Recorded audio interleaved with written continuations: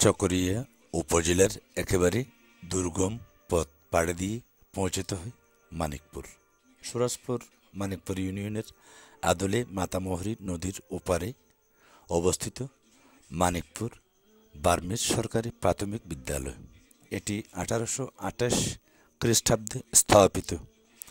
সেই থেকে আজও অসংখ্য ইতিহাস এবং ঐতিহ্য ধারণ করে দাঁড়িয়ে রয়েছে উপরোক্ত সরকারি প্রাথমিক বিদ্যালয়টি। পাশে মুসলিম অধ্যুষিত এলাকা, পাশাপাশি উপজাতি রাখাইনদের এলাকা।